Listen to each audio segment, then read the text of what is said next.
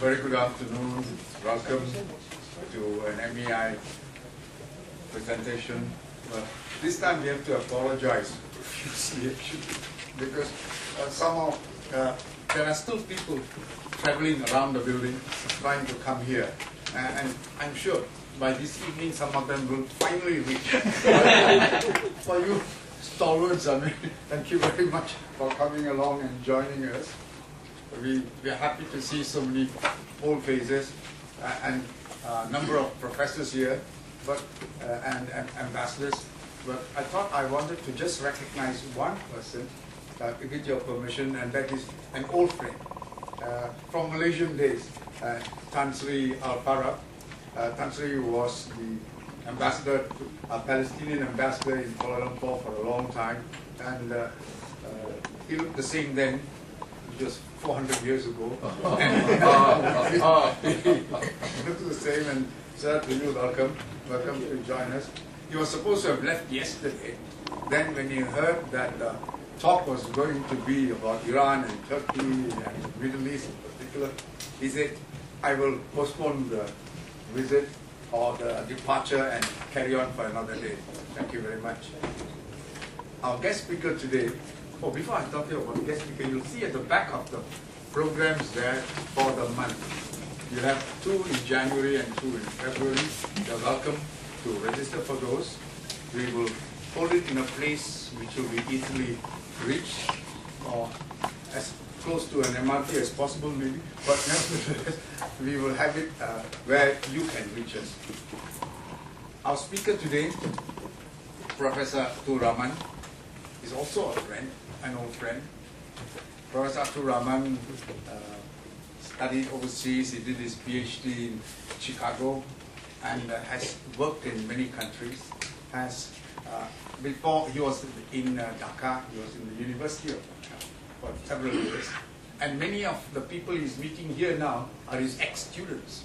So, including people in Lee Kuan Yew's school, RSIS, and all these places. Before coming here, he was in Tokyo, in Nagoya. He was a professor in Nagoya. He's here for a short stint, which ends this month, end of this month. He goes on to the United States after that. He has a particular interest in leadership and democracy. And one of the reasons he came here was to do a paper on leadership changes in the Middle East. And we were particularly interested in that because there is going to be some tremendous changes in the Middle East, or at least that's what the newspapers tell us, or what our friends tell us. They also say that, if you may permit me to use a quote, a newspaper quote, it says, the Middle East is in a mess. But then I remember reading this 10 years ago. And before that. So I suppose 10 years from now, you may also have a similar quote. But more seriously, changes are really taking place. There are new actors emerging on the scene. Some of the old actors are losing the luster. Many of us, many in the Middle East also, are suffering for maybe wrong emphasis, wrong priorities of the Bush regime. And the effects of it, you saw even in Pakistan, just a couple of days ago, where the governor of Punjab was assassinated by his own security guard. So many other countries, a lot of the personal securities are under scrutiny. So, but I leave it to Professor Ataur Rahman to tell us what he sees as the changes that are about to take place, or in the process of taking place, or perhaps have already taken place, and how these changes will impact the Middle East, and maybe also Southeast Asia. Professor. Thank you very much, Ambassador.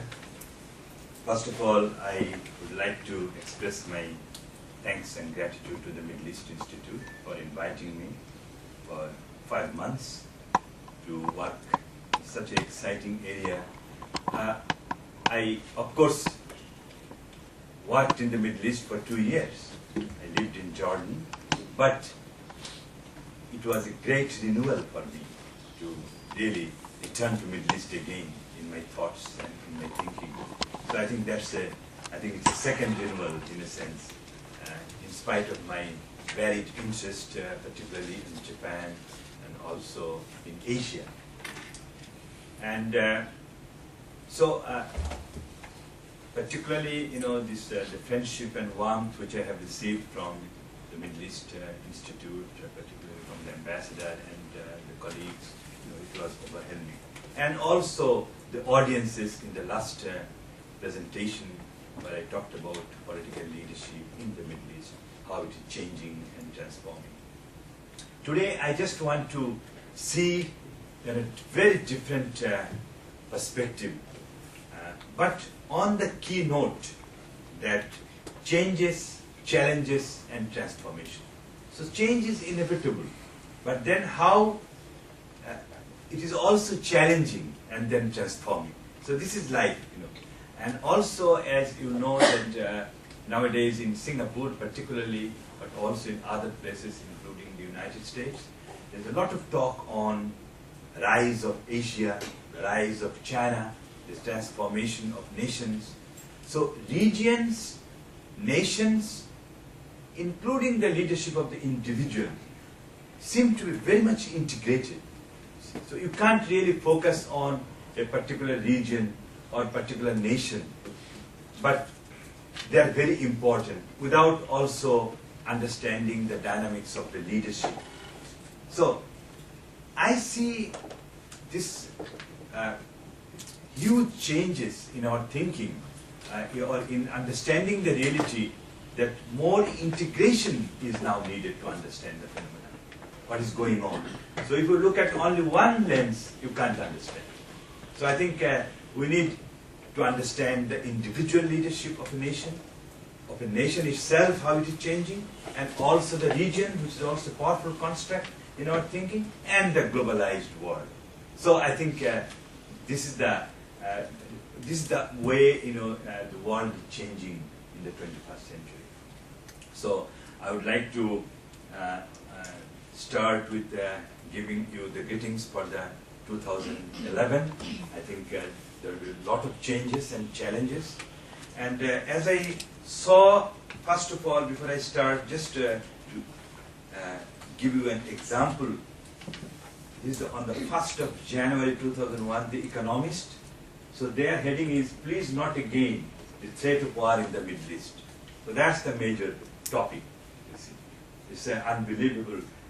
I got it on the 1st, 2nd or 3rd of January. You see. So they're thinking about, and they said the war is possible, or maybe it's coming. That's what they think. The second is the Foreign Policy Journal. So they also predicted that the major challenge coming from the Middle East as a region. So on the one hand, we talk about the rise of Asia as a region. On the other hand, there seems to be a new war in the Middle East. And that's very devastating. So you see the contradiction, you see how things are, and motivations of one actor against another, you see. So it's a very complex world. That's what I'm trying to say. You see, how we really comprehend the reality is very important. So, in my lecture today, I want to focus, of course, which you already know, but in a very different way. I want to focus on 4 things, to be very clear. One is, I just want to give you a broad understanding of the complexities and contradiction of the Middle East as a region. Not only its politics, but as a holistic approach, how to understand the Middle East, its contradictions and complexities.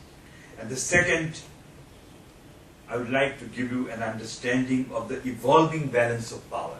I'm not saying that it's already evolved, but it's a changing balance of power in the Middle East. And balance of power means among the nations, and also between nations, and also between regions of the world. And third, I would like to focus on identifying main drivers of change for this balance. what are the really forces, actors, who are the main drivers of change in this new balance of power in the region. And fourth and the final, I think I want to have just a review or also predict the future stability of the region. Is it really on the verge of war? Or so what's the role of the United States, particularly whether it is changing or whether the US is really changing to take up the challenges of the Middle East in a new way or the same old way? So I think these are the four questions which I will try to comprehend, and I will try to give an understanding within my time, which is 40 minutes, so already 5 minutes gone. So I want to start with, first of all, just to give you this the region, how it looks like, because some of you may not. So this is the Middle East in a sense. It's a very interesting region, you can say, because although the population is not that big, but the vast expanse of the region, like look at Saudi Arabia. So in my presentation, I wanted to show that this is Saudi Arabia and Egypt, which are the old power or traditional power holders, how they are now losing out to other powers, particularly Turkey and Iran. You see, so how the change is coming up and why, and also this GCC, another part of the world. They look very small with Bahrain, Qatar, UAE. You see, but they're very powerful because engine of growth. The economies are very powerful.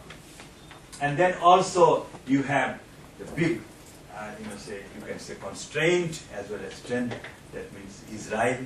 From another perspective, it's a big, you can say, look at U.S. Advantage, but as well as a problem for the region. So I think this is the world of, and then we have the Turkey and Iran, the two big giants. And if you look at some of the, I'll try to show you that even Turkey, Iran, and Saudi Arabia, as you can see, the biggest countries, vast expanse. Like Saudi Arabia is almost 2 million square kilometers. So it's a big country, you see. And Iran is 1.65 million kilometers. Turkey is half of Iran, you see, and almost slightly more than half of Iran. And Iraq, as you know now, is very devastated, but it has a lot of potential, you see, but things are changing. Syria is also a very important country. But then you have the most powerful country, Israel, which has a very different perspective.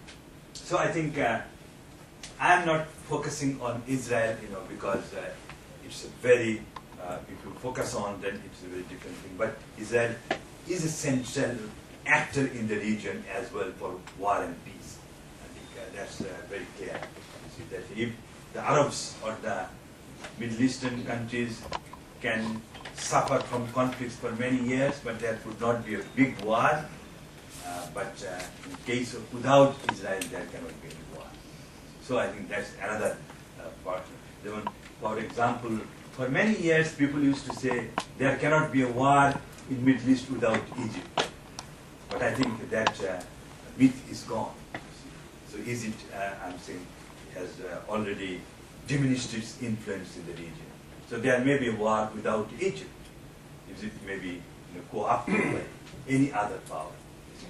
So like Israel or the United States or something like that. So I'm just giving you a geopolitical understanding of the region. I think it is very important in understanding, because if we do not understand how the region looks like historically as well as geopolitically, it is very difficult to understand.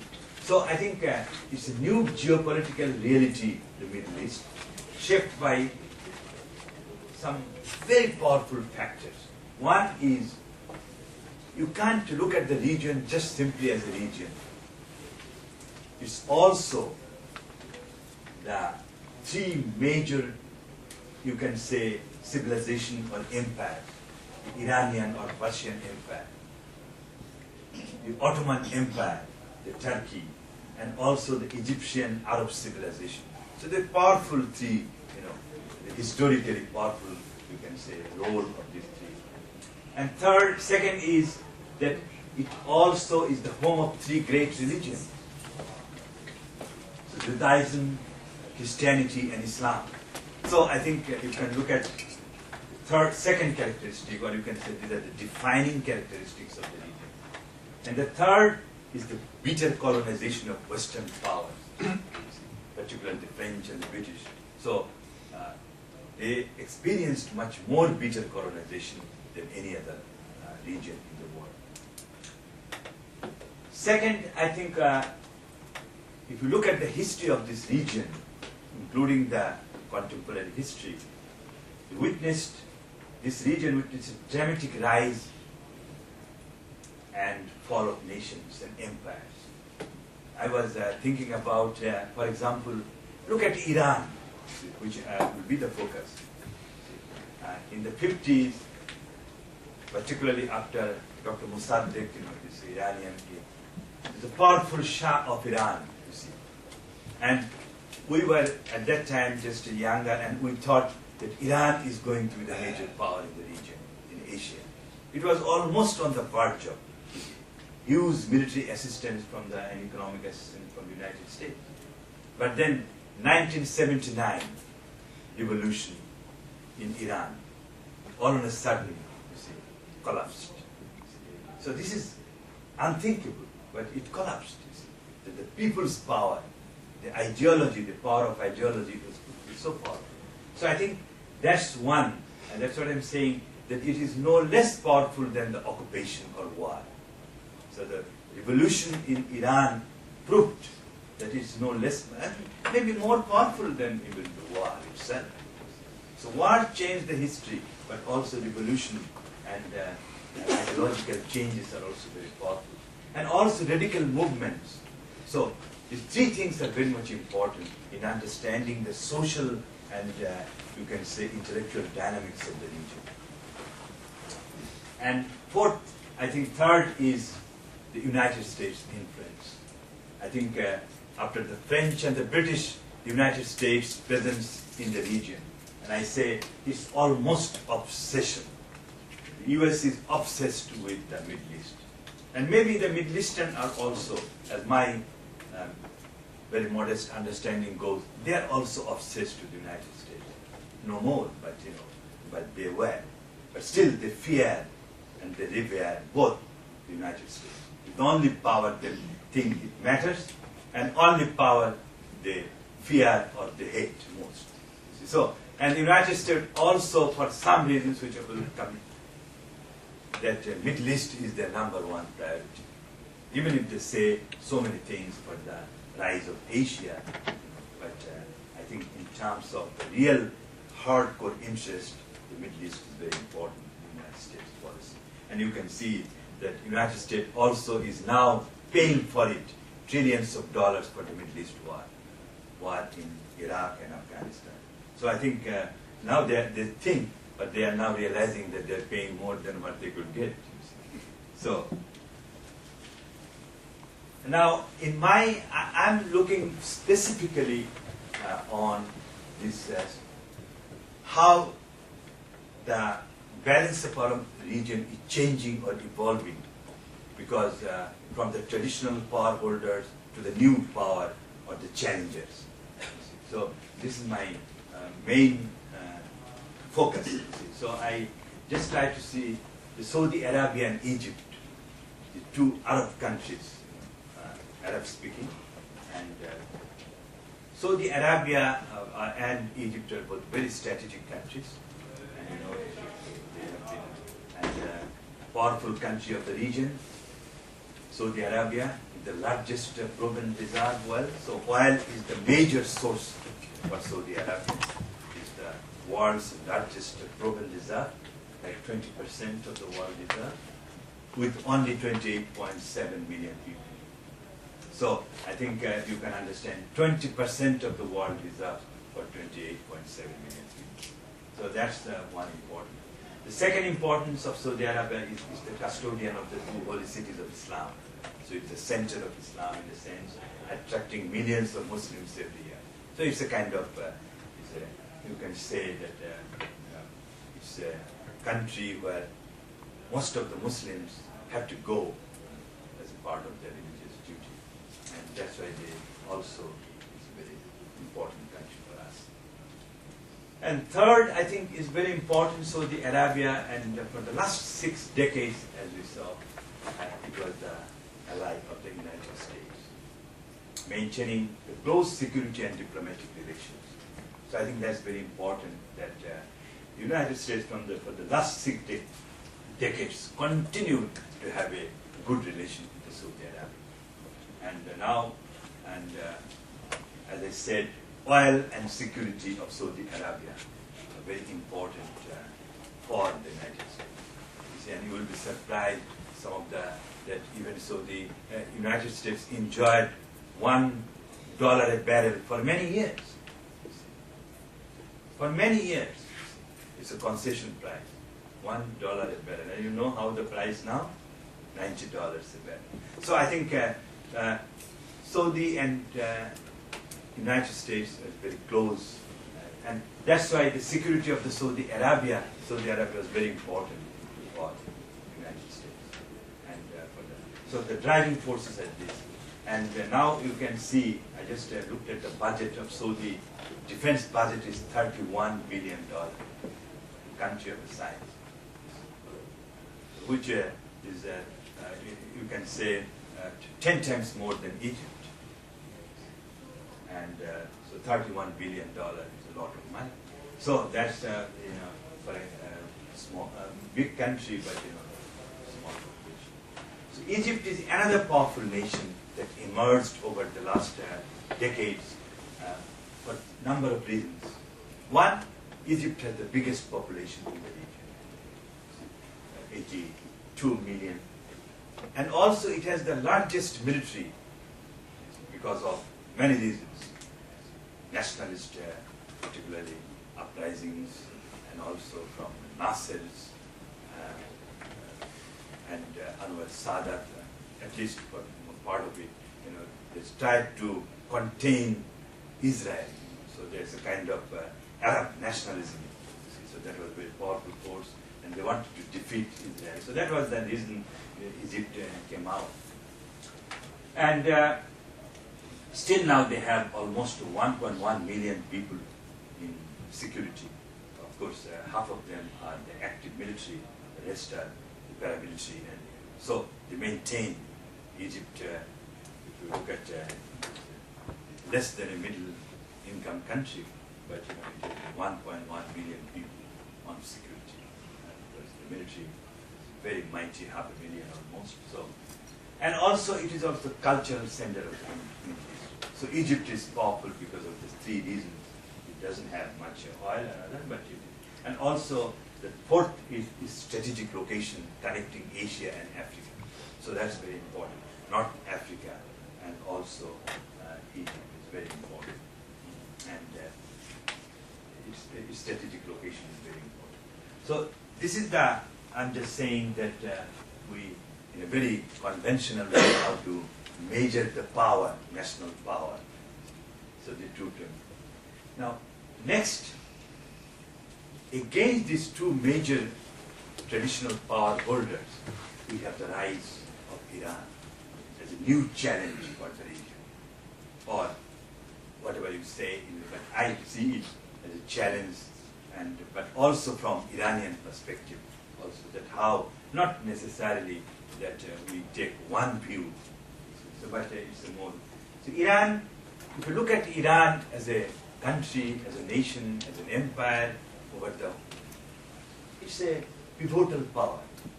There is no doubt about it.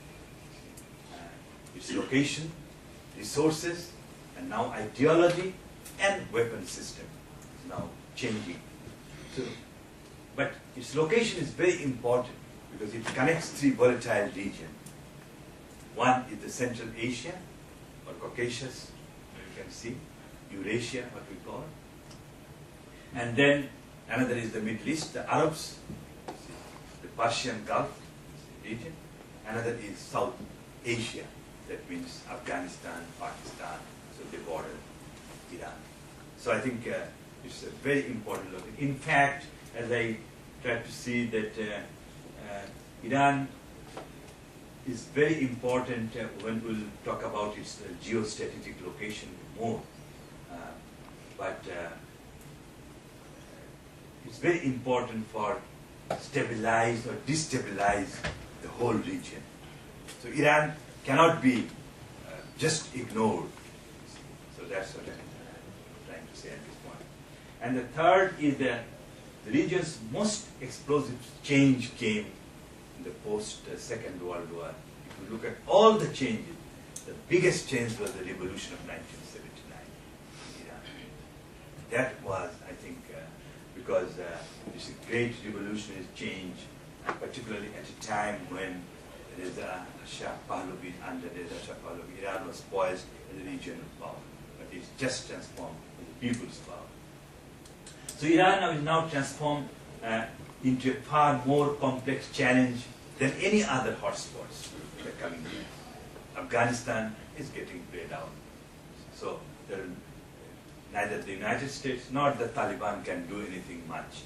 So it's come to a position when one will check, or there will be a compromise or something like that. So it's not going to be a hotspot again. Look at Iraq. So things are settling in a way. It's a very divided and embittered country, but still it will go on like that. Its power is gone. And Palestine is continuing to fester, for long years. So maybe another decade will go. See, Palestine will remain the same, with some changes here and there. Peace, or there is not going to be big war on that. Forget that. So I think next hotspot we are predicting, that's why, is the Iran. So they're more important than this. That's my understanding. Why? These are the three reasons that what I tried to say. One, that politically Iran has been the most dynamic and controversial experiment. See, if you look at 1979 revolution, and if people who are following in the aftermath of the revolution, and particularly as the people were coming from Iran or also visiting Iran, there are a lot of changes in the society. There are a lot of changes in the polity. And so there are a lot of changes that's happening in Iran after the revolution.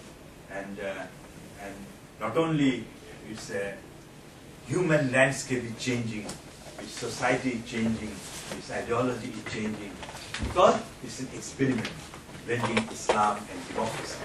Many people say it's a theocratic Islam, or it's a kind of different type of Islam, but it's a kind of, or popular sovereignty, I would not say democracy.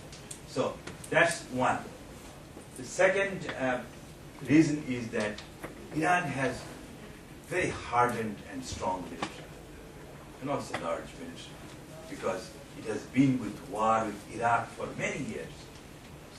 And those who followed at those wars with Iraq, they now realize that how tough these guys are. These Iranian militia, which is transformed into the military. So it's a hardened military, and with a strong ideology, they can do many things. So that's my military, and particularly, of course, you can say that weapons are not very modern. It's with older weapons, but they're still going on. And now, with the possibility of the nuclear weapons. So I think it is the second in terms of military power. And third, Iran has also maintained close relations with the social forces, the radicalist elements in the whole of Middle East, particularly the two major, Hezbollah and Hamas. Look at Hezbollah, which was originated from Lebanon, but they have very close relations with Iran. And they're a very powerful non-state actor, but with the military wing. It's a political wing, but the military non-state. So I think and also we'll talk about other but and then these are some of the key issues which have made Iran a very powerful. But I'm going to go more, like Iran's strategic value and motivation. So these are important in understanding the dynamics of rise of a nation. So another is that its strategic value and motivation. The strategic values, as you know in the literature, always that how much a country has strategic value. Like Singapore, it has certain strategic value. So where it is located, it's the hub. Many people say, and I think it's also important. We have open seafront and so many strategic value. But look at Iran also in terms of strategic value. It has big values in the sense of location, because Persian Gulf, Gulf of Oman, the Arabian Sea, and also connecting so many Arab Middle East to the west, Asian subcontinent to the east, and the Caucasian and Central Asia in the north. So it's a very important strategic location. And of course, 10% of the world's oil reserves. Saudi Arabia has 20%, Iran has 10%, but Iran is producing more. So it's number one now in terms of production. In terms of producing country, it's the number one in the OPEC. Saudi Arabia is not producing everything. So I think peaceful relation with this pivotal power, which we call Iran, is very important for the stability of at least a dozen countries around. So if Iran is not stable, then many countries will suffer. And now, for example, even Afghanistan, Iran can play a role, because it's very much in Pakistan they can play a role.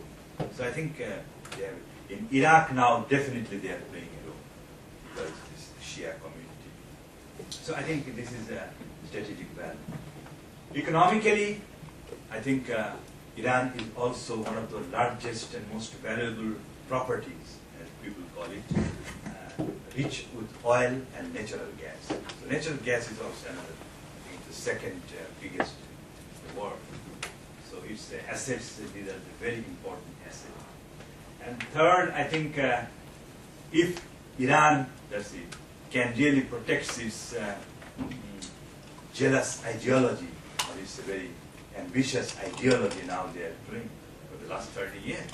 They have been continuing from 79 to, we can say 80 to 2010, so 30 years. But a lot of struggles within.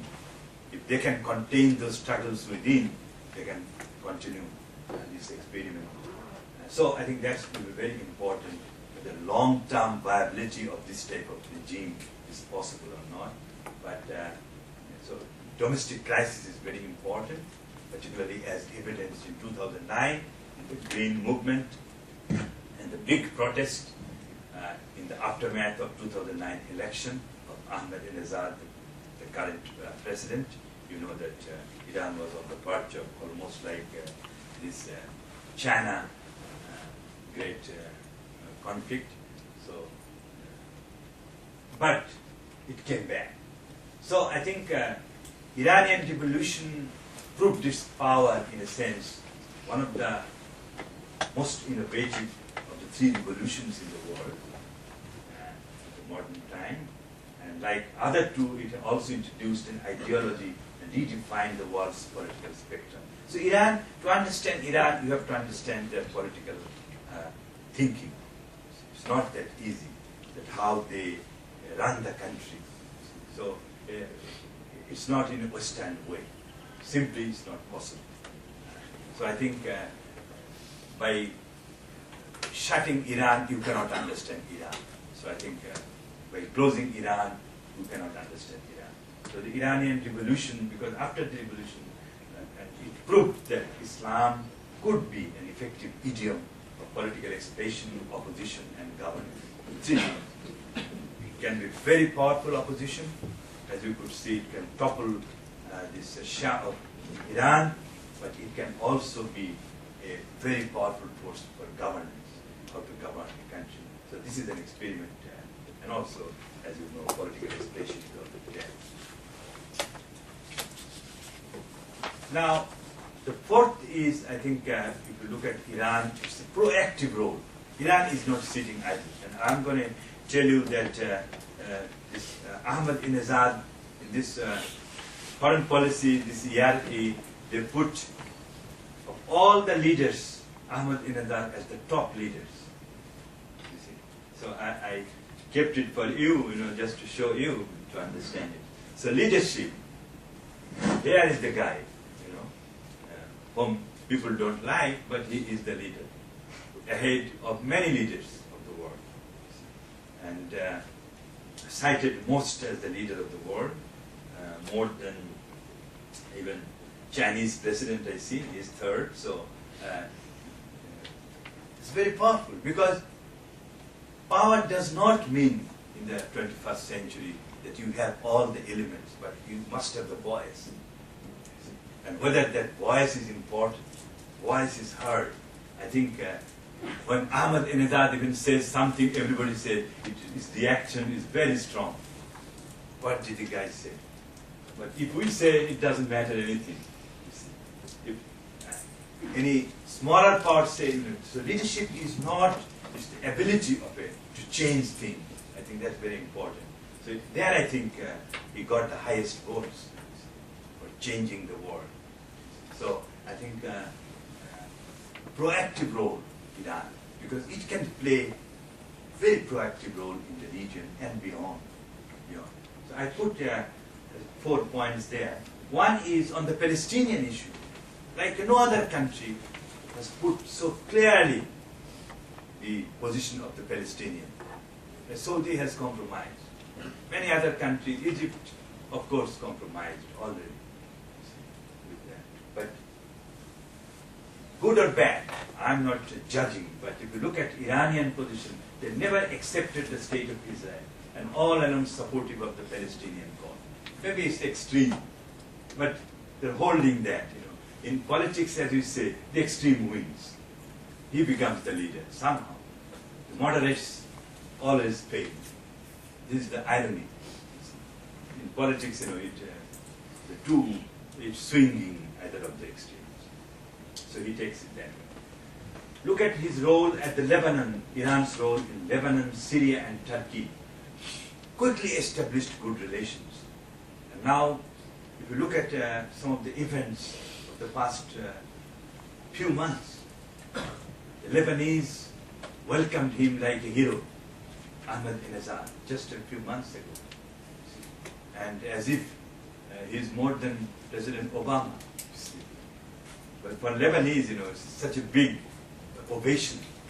And he promised also that we'll build up Lebanon, whatever it is. So I think that's one. Syria,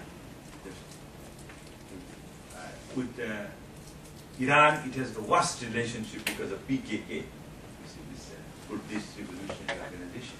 But now they have good relation. There is no threat from Syria. Turkey, the latest, they have very good relation, and Turk also actually supported. It's only one of the few countries which did not go for sanctions. So I think that's. Now, third is the Iraq, which was built with $1.1 trillion by the United States, but now it will be governed by the Shiite community.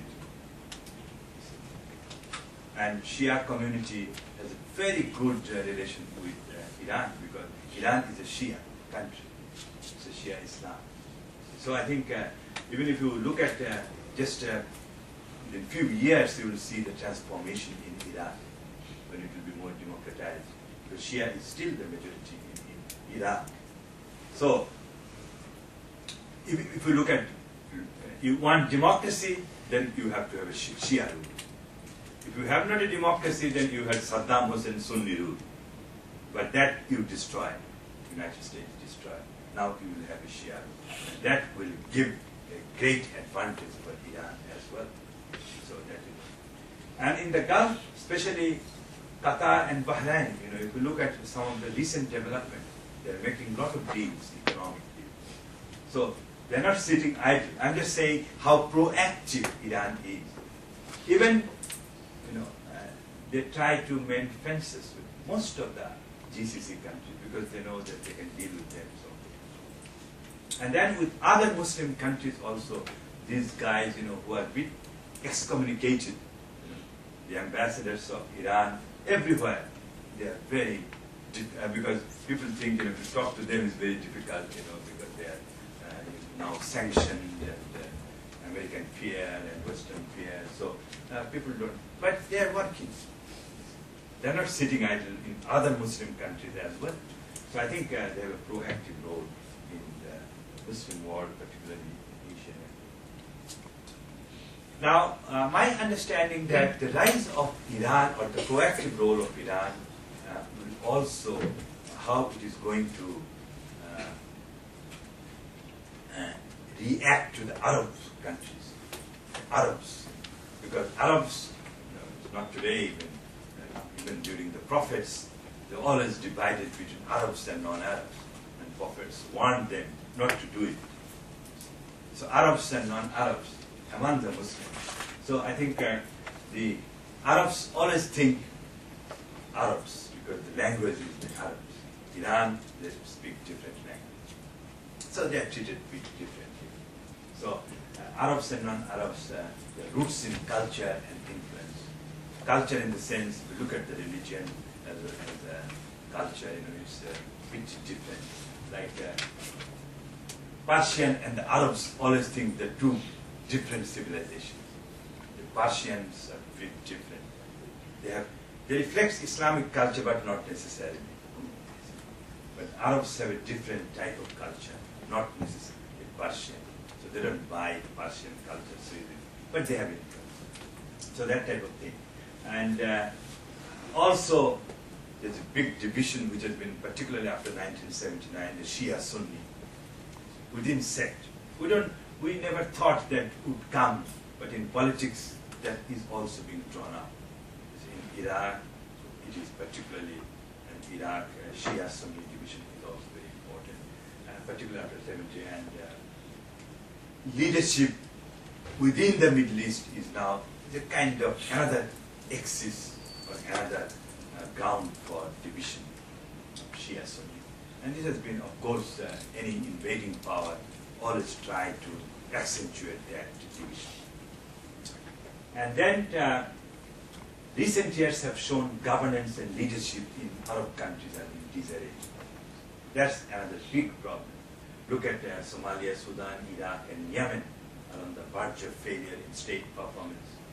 Ethnic, religious, tribal, and sectarian conflicts and violence. So those are only there. And Western countries, if you look at some of the Gulf countries, are only classified as competent. But the perception of these Arab countries, that Saudi Arabia and Egypt, they're not doing much for them. That's very important. So they cannot take their leadership. And they not only are legitimate in their own country, because they are not, in Saudi Arabia it's never elected, there is no democracy, it's a monarchy. And also in Egypt, there is only, in some part it's a Mubarakcracy. So I think there's only one democracy if you talk about Mubarak. So they know that they don't have the political legitimacy of the people. And then second is they're serving more US-Israeli interests. So these are the two most powerful charges against them. First, they don't help their poor countries, disadvantaged countries in the region, who speak the same language as Arab. And the second is their sin like this. So that's part of the reason the Saudi Arabia and Egypt have dwindled their influence, have diminished their influence in the region. And because they have a lot of resources, but they are not giving those resources to the poor Arab countries because they speak Arabic. No. But they're Arab brothers. Same ummah. It's on the top. It's rhetoric. But in terms of real allocation of resources, you will see a different. And I will also go that how this also lead to less integration of the region in the Middle East. And third is, I'm going very quickly, US invasion in Iraq, particularly in 2003. And the division in the Middle East became sharper, particularly between the Arabs and the Iran. Non-Arabs, Iranian country, including Turkey. So later on and so on. So I think, and Egypt, why? Because Saudi Arabia and Egypt become concerned that Iran's rise and influence over the regional countries, including Iraq, will create a lot of problems because they're Shia, of Shia origin. The Arab regimes in general have also nervous, very much nervous now about the prospect of nuclear weapons in the hands of the Iranians. And if you look at WikiLeaks, have exposed some of the things how the king himself said, just to snap the head of the snake. So kill the snake by the head, something like that in Arabs. So a dangerous allegation is that how you speak, what's the expression that they cannot go. So I think that division is nuclearization, nuclear power in the hands of a Middle East country or in Iran, they cannot tolerate. So I think that's one, and then, so that's of Iran so far. I'm just saying that how the division, particularly on different issues, including the nuclear issue, Arabs and non-Arabs versus Iran is increasing. And now we come to the Turkey. All of a sudden, another middleman has come in the Middle East. Turkey is called the middleman of the Middle East. Of course, it's not a middleman, but if you look at the Turkey, because it does not speak Arabs, it's also not Persian or the Arab Gulf, you see. It's slightly above. So it's of Central Asia and Caucasia, So always Middle Eastern country wanted to push to that area. Go to Bosnia, like Central Asia. Not only Central Asia, but go more to Eurasia. But all of a sudden, the Turkey in the last 1 decade has transformed itself tremendously. So I'm going to give you the assertive Turkey, some of the features of the Turkey, new Turkey. Like the transformation of Turkey has an important power and assertive role, because we say theoretically that a power is not a power until it has the willingness to play a role. So even if you are like Japan, you are very powerful economically, but you are not willing to assert. You are not a power.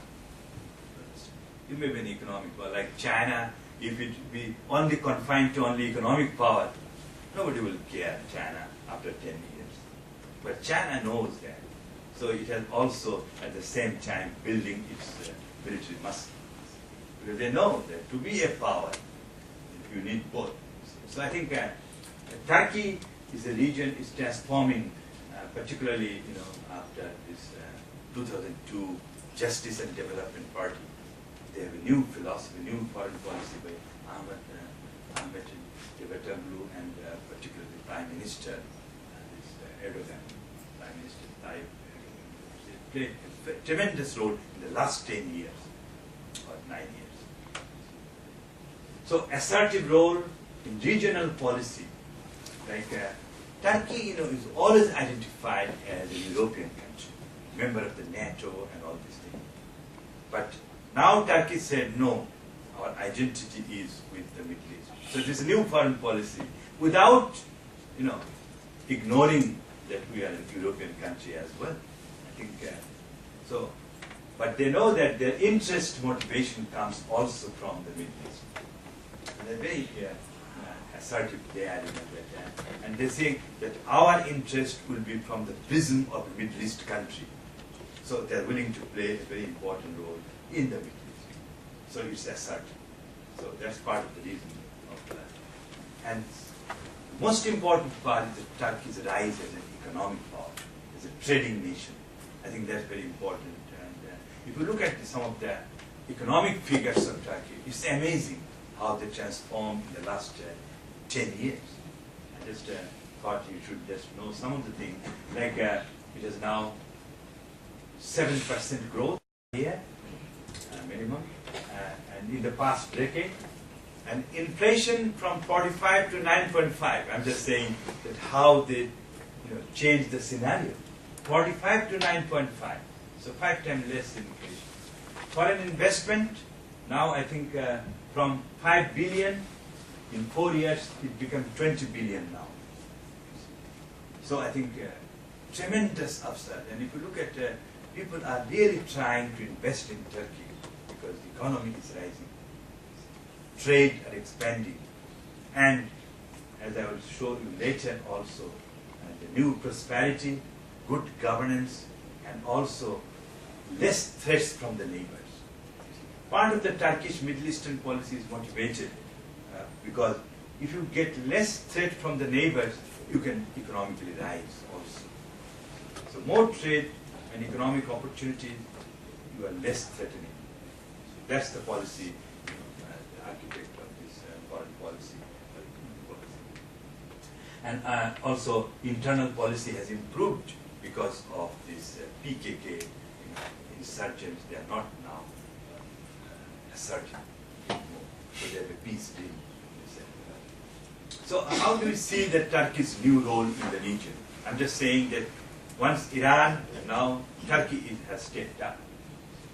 It's a very important country, 72 million people with an active military. In terms of military power, Turkey is a major power. It's, I think, one of the 9th or 10th in the world. Israel has become now 10th, so it's equal to Israel in a sense, almost, except nuclear power. But like it has 500,000 active military, plus the reservists, another 500,000. So more than 1 million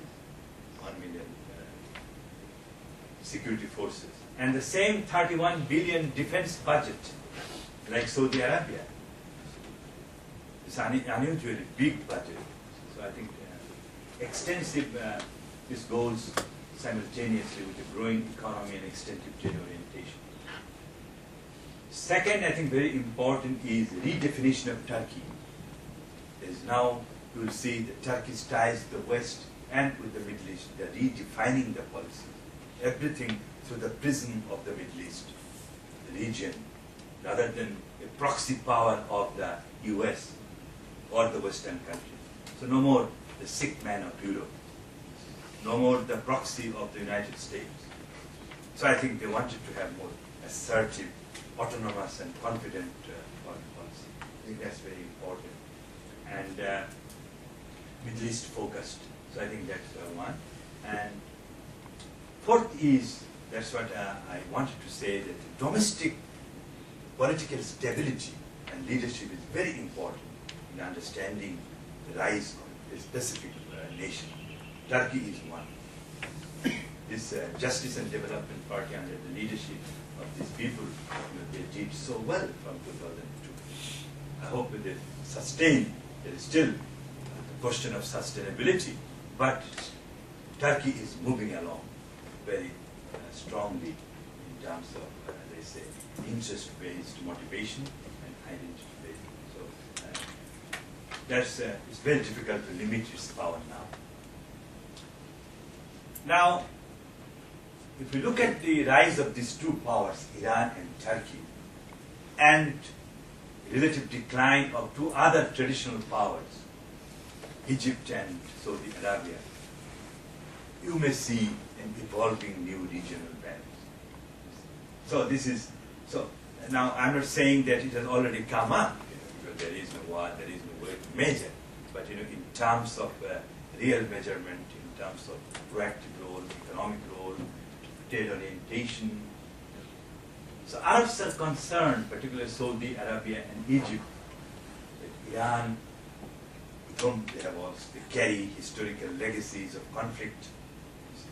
So they have conflict, not only as empire, but also religious conflict and also conflict of negative perception, projecting powers in the Middle East. Because all these powers, they always think about another 10 years, what will happen. So when you think about another 10 years, people are alarmed now. Because Iran is thinking under a very cohesive political ideology so far and strong leadership. Turkey is also very strong leadership, the democratic dispensation. So I think they are very important in this. So I think a new, you can say, conflict between the two groups, like Saudi Arabia and Egypt on the one hand, and also Iran and Turkey on the other hand. And particularly this has been, like I wanted to see also the dynamics of Iran, like Ahmadinejad as a president election.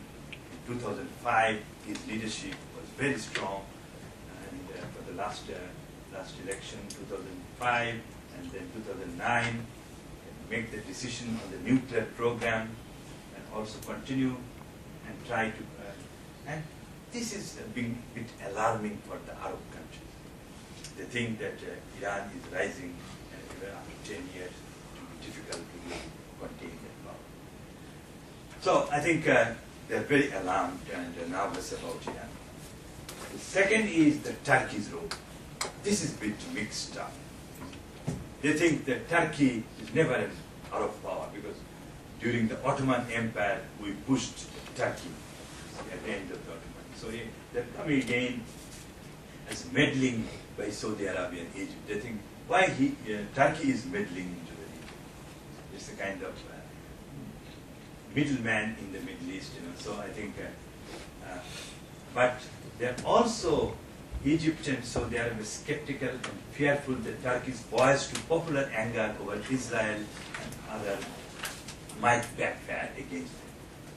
So this country are very democratic and they can talk about popular movements and all these things.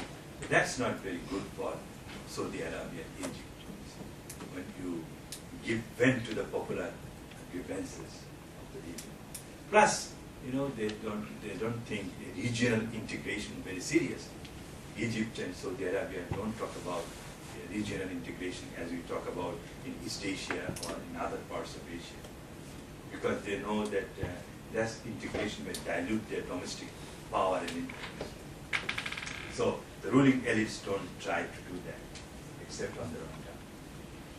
So I think we find very clear domestic links and linkages with new rivalry in the region. Another important issue which I want to focus is on the popular movements and protests in the Arab streets. Like this opinion survey and others said that why they support Ahmadinejad or type Erdogan on the Arab streets. Why they support it? Because they think they are the people who can have good, strong leadership and who can face up to the challenge of the United States. So, the people on the streets, they always think that, who is very strong? Arabs. So I think they showed more strong leadership and that's important.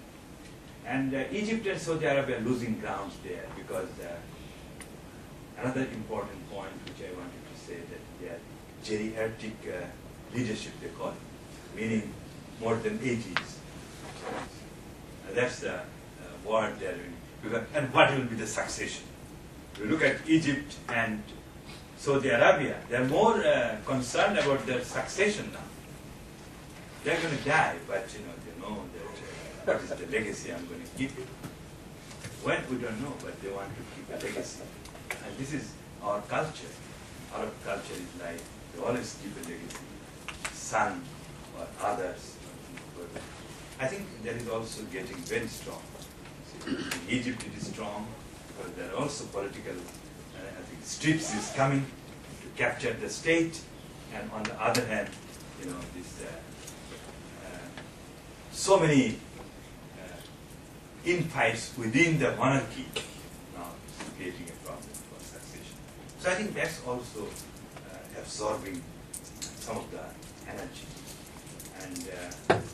And also they are fearful of terrorism and other things much more than other countries because they're very vulnerable as well. And if you look at some of the WikiLeaks also, they talk about some of the things in a very different way because they expose some of the things. So Iran and Turkey, and look at Egypt's military power, but this WikiLeaks one exposure I was very interested in, look at it, is that Egypt's military is now getting disoriented because it is used more as an instrument of political control rather than, containing terrorism or regional crisis, So, US is also a bit frustrated sometimes, that we want them to do one thing, they do other things. So, they are not in the way, but I think that's also important. And Hosni Mubarak is very, when he took over the power, I was in New York, and somebody said, very wise comment, this guy, if he says, if he indicates that I am going to the left, he will go to the right.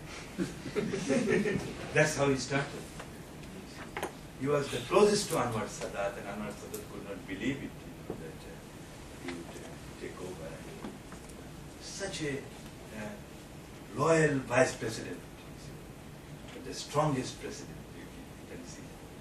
So I think Egypt is a big problem there, because even the army is getting disoriented, and a lot of professionalism there because they're used as an instrument of political control. So that's and Iran and Turkey, on the other hand, like Turkey, it was under military control, but they are now trying to have more effective control on the military. It's the other way. And Turkey, it was sometimes interpreted as a model of the military rule. It's not true now. Turkey is now trying to have much more effective civilian control over the military. So I think Turkey is, in that sense, trying to adapt Western democracy compatible with Islam. So that's the Justice Party's challenge, whether Islam is compatible with Western democracy. So that, and Iranian challenge is whether Islamic revolutionary ideology is compatible with popular mandate, i.e. people on the streets. So how they do it. And it was exposed to an extent, to a great extent, in the Green Movement in 2009, big demonstration and protest. Many people thought that's the end of the revolutionary movement, but it didn't end there. Because the popular control was still there, and the election was more or less would be won by Ahmadinejad, although in a less margin, but they wanted to widen the margin. So I think people were more in favor of Ahmadinejad than the revolution, than the change, in a sense, democratic change. But the time has not yet come. So I think that will be a major challenge for the future. Now, finally, I just want to predict that looking at the complexities, domestic linkages with regional policies, and also the governance and ideological undercurrents of these major powers in the region, what will be the regional balance, and what will be the future of this region? One is that now the nuclear issue is the number one. Everybody says that how it is being resolved. Because can Iran really open up to the Western world? Or in a sense, compromise with the Western world? Because Iran has always a negative experience of the Western contact. So whether the Western contact can be very positive for this is very important to understand. So much will depend on that, whether Iran is fully open to what their nuclear program, not only nuclear program, the Western world. There is a movement within Iran to open up more. And I think those started much before, another maybe 1.5 decades with Muhammad Khatami as president, and also Rafsanjani to an extent, who are called moderates, but they could not stand. Because Iran is now governed by a hybrid system of spiritualism plus popular method. The spiritual head is the Ayatollah. So the main was the Ruhollah Ayatollah Khomeini, now is Khamenei. So that doesn't change much. And that is being now guaranteed by the constitution, that he is the spiritual leader, the final arbiter, and the guardian council. And the second is the popular elected president, like Ahmadinejad. So people have also some voice. It's not that, what the Western media say, that one-way street, it's a theocracy only. No. There is also strong, and the elections are real. So it's not that you can say election, but the margin or manipulation, maybe there, corruption, any system is there, but I don't know how. But people can really, and people power, because if you look at, they came to power through people's mandate. So I think that's a very important challenge, that whether Iran can really keep that momentum and resolve that dilemma of Western negative attitude towards Western power, and also the internal change, dynamics of change. So this can be a future challenge. So how that is doing. And the second is the soft bell is the Hezbollah, that Iranian Hezbollah connection. Many people predict that this radical force, Hezbollah, may create, Israel may really try to destroy this Hezbollah, because they have a lot of power. So they have one inconclusive war in 2006. Now there may be another war, I don't know when, but where Israel can destroy Hezbollah, or Hezbollah can assert its power, can survive. So that might be also in the name of terrorist, deterring terrorism.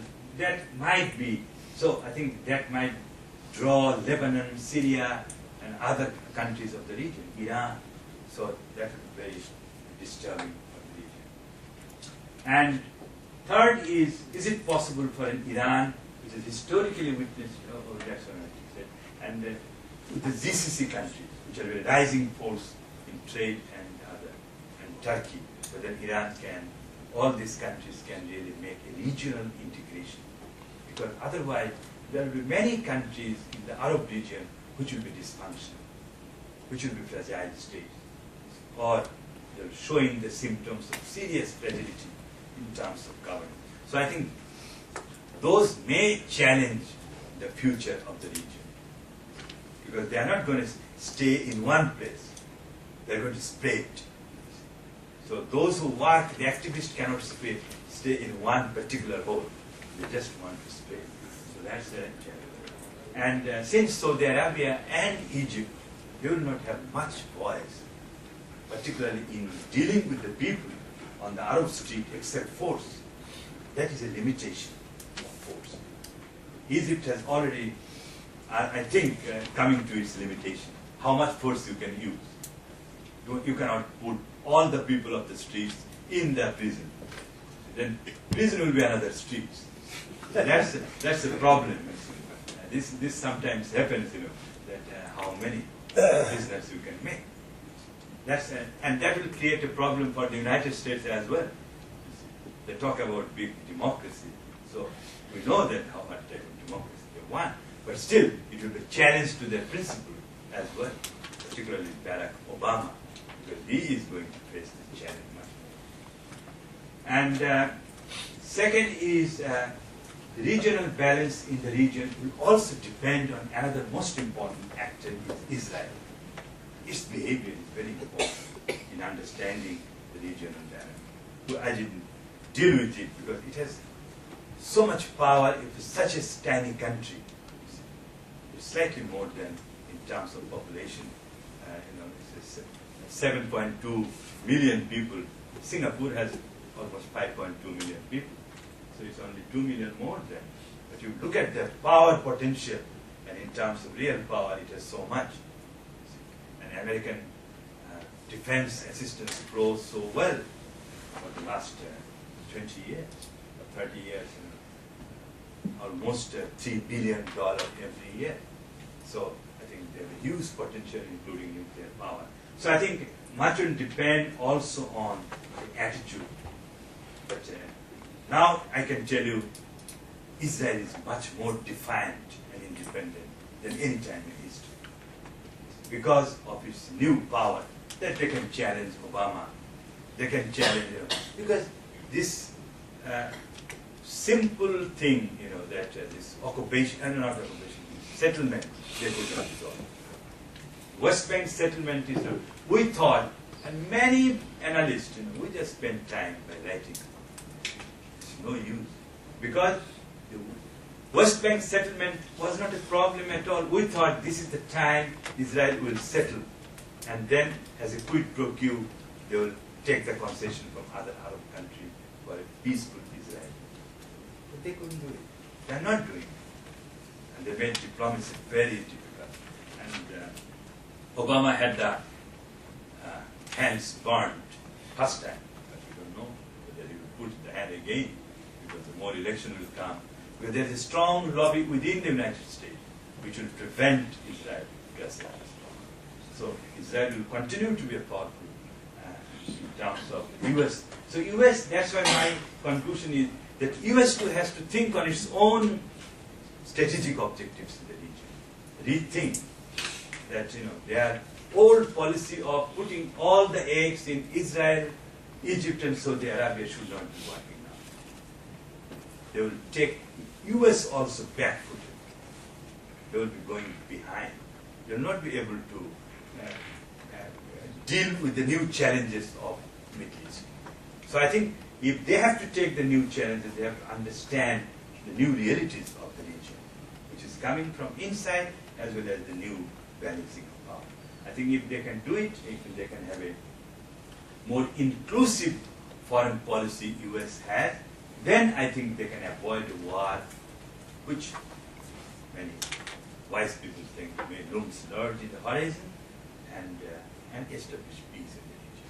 So I think that's the challenge, and that the United States has much to do because they are obsessive in the Middle East. So we have to see in the future years to come. Thank you very much.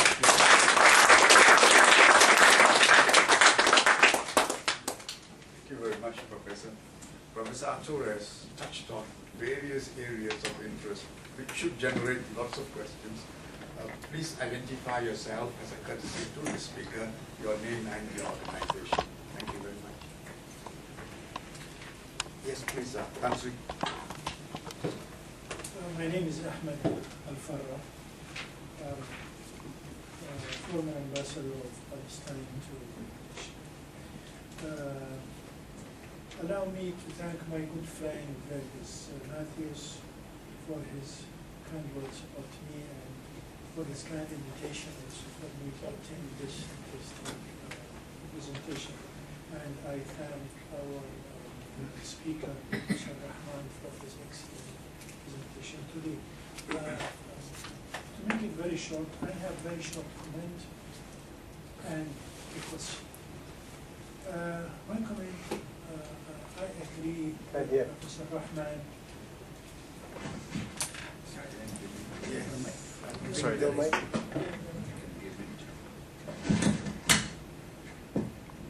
Sorry, I think maybe this is better. Thank you. I'll just put it here. My comment is, I agree with Professor Rahman about his analysis of the situation in the Middle East, especially between, from one side, Iran and Turkey, and on the other side, the Arab countries led by Egypt and Saudi Arabia. And there is some sensitivities and some kind of competition, if you call it, or conflict, as you said. The Arabs actually realized, and the media played a role, actually, to be fair. The media played a role to blow such sensitivities. Just I want to add that Secretary General of the Arab League, Amr Musa, proposed alliance include Arab countries, Iran, and Turkey. So if this alliance moved forward, I think it will achieve a lot of results in the Middle East, especially in the conflict with Israel. My question, this is my comment. My question is, I met some Iranian friends. The politician says that there is no war against Iran. Israel will be unable to launch neither a quick attack on Iran, no long war against Iran. The military in Iran, they said, we put it all the time on the red line. We are on the red line, we are prepared. So, what is your personal opinion about the next war? Whether really there will be war against Iran? This is my question. Thank you very much.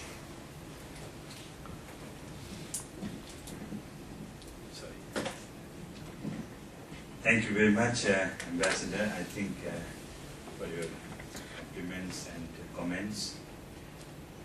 In regard to a question, I think personally, I feel very passionately rather, you see, that there should not be war.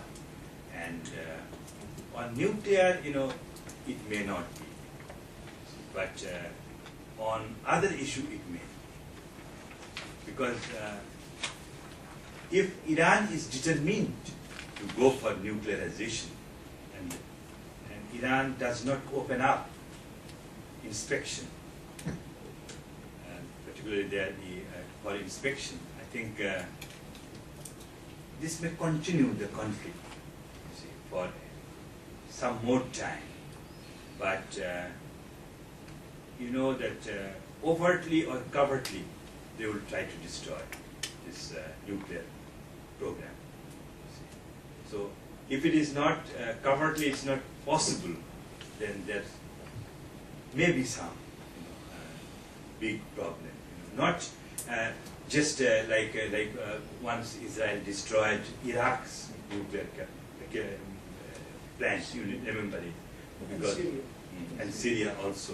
But Iraq one was so devastating because Iraq was talking too big without understanding. But then, they just bombed one day and finished the several billion, $20 billion plan. That was a great setback for Iraq. So I think, but Iranians, they're playing, they're blowing both. It's not very clear. They're a bit more, I would say, more diplomatic than the Iraqis. And this sanction thing is also hurting, no doubt about it. So Iran wants to really open up. You see. So they may really forget that. This is my personal feeling, that for greater, because a number of bombs, what will do? That's my understanding. But there is a big group within Iran. They want that, no, this is our time. Because the United States is now not in a position to wage a war against Iran, nor allow Israel to start a war now. So they have a kind of time lag, maybe another 1 year or 2 years, before the election of the next US president. So they may just, but next, they're going to get it. So I think if they're determined, but if they can do it like Pakistan, and they just made it, and then announced that we are a power. Like India, the same way they did it. Once they became power and they say, okay, we have become power, what are you going to do? That's the way they have to do.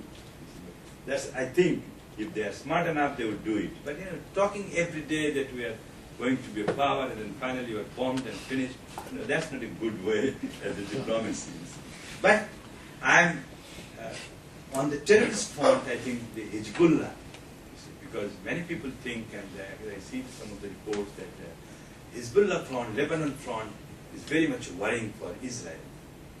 So Israeli lobby is very strong to strike Hezbollah as a radical element in the region, which can really create problems. So thank you very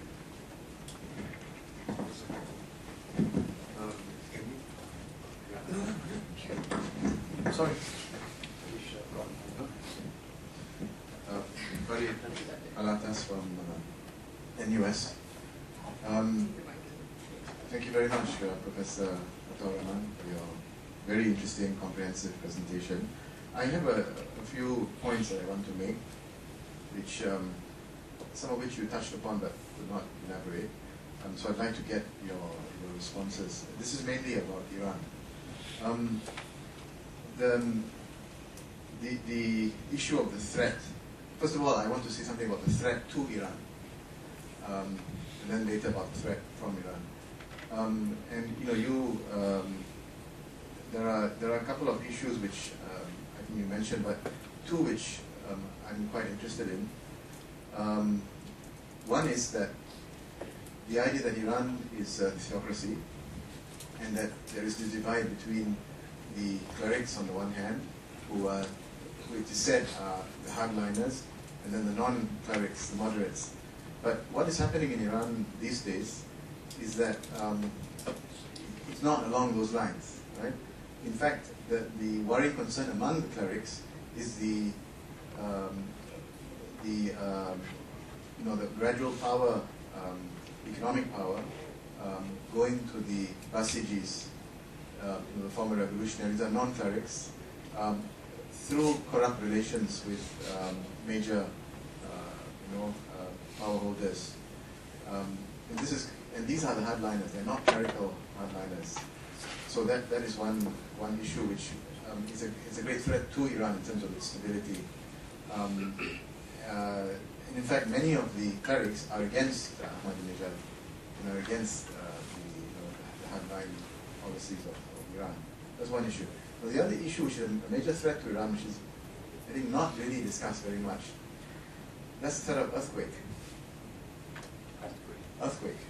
You see, Iran happens to be one of the most volatile areas, seismologically speaking, and Tehran sits, on a few major faults.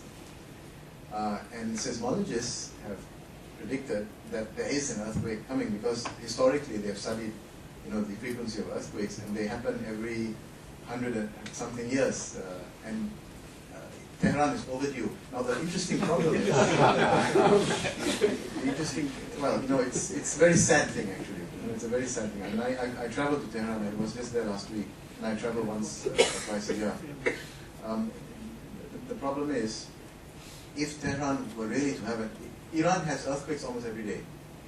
A few days ago there was an earthquake, I forget, somewhere in the south. When I was in Tehran, there was an earthquake in Kerman, which was about 1,000 kilometers away. In spite of that, when I was there, my mother called. She was in Kuala Lumpur. She called to find out what's happening. And I told her it's 1,000 kilometers away, so it's okay. But there are earthquakes in Iran on a weekly basis. If it were to happen in Tehran, it would mean, because of the way Tehran is set up, as most Middle Eastern cities are, not earthquake resistant, right? The country would be politically and economically destroyed. Because almost 1/3 of Iran's population is there, the seat of government, industries, the government will be crippled. So it is, to me, very interesting that after all this talk about geopolitics, it might be the earthquake that actually takes Iran out. Right? So that's the threat to Iran. The threat from Iran, you talked about the nuclear issue. The other issue, I think, which you touched upon also, is the question of Shiism. And I think part of the reason as to why Iran doesn't do so well in terms of its relations with the rest of the Muslim world is because of this idea of the export of Shiism. You know, in the Gulf states, it's an issue because you have so many, you know, people in the Gulf who are actually of Iranian origin, right? In fact, Bahrain, you have Arabs, Shiites. You also have Bahrainis of Persian origin. The same thing is in the Emirates, and they hold significant economic power. Yeah, both in terms of big business as well as small and medium-scale enterprises. But in other places like in Indonesia, in Malaysia, it is more the threat of the export of Shiism, not because of Iranian diaspora, but because of Indonesians and Malaysians, but certainly to a larger extent Indonesians actually converting to Shiism. And you find that the Iranian government as well as private foundations are very active in propagating Shiism. And partly for this reason, there has been a backlash in Malaysia in terms of declaration of Shiism as heresy. And more recently, I think a couple of weeks ago, you had the arrest of Malaysian Shiites on the eve of Ashura, the 9th of Muharram, because they were purportedly commemorating Karbala. So I think the threat of the perceived threat, and I think there's some basis to it, the export of Shiism is an issue. My last point, before we take so long, I talked about the threat to Iran and the threat from Iran. My last point about the importance of Iran. So you mentioned an interesting, I think a very important point about the blending of Islam and democracy. To look at it in a larger context, I think 4 or 5 countries in the Muslim world are really seriously experimenting with democracy. Perhaps the only one is an Arab country, Morocco, I feel, although I'm not so knowledgeable about, not at all knowledgeable about Morocco. But the others are not Arab countries, Indonesia, Iran, Turkey, and you could say also Malaysia, but Malaysia I think has a worse record as far as these few countries go. But people don't often understand that Iran is not a theocracy. For the reasons that I mentioned, not only for the reasons I mentioned earlier, but also because it is, what you have is a very complex balance of power. The so-called theocratic element is only one element. You have a parliament, right? You have significant economic and political power in the hands of non-clerics, and there are conflicts between them. But more importantly for me, when you say experiment with democracy, there is serious experimentation, there's serious political contestation. And the fact that the last elections were contested means that people expect the game of democracy to be played, and the clerics, or the hardline clerics and the hardline non-clerics, are in a position where they have to play that game. They're forever trying to thwart it, but they are in a position, unlike Mubarak in Egypt or the regime in Saudi, where they define the rules of the game.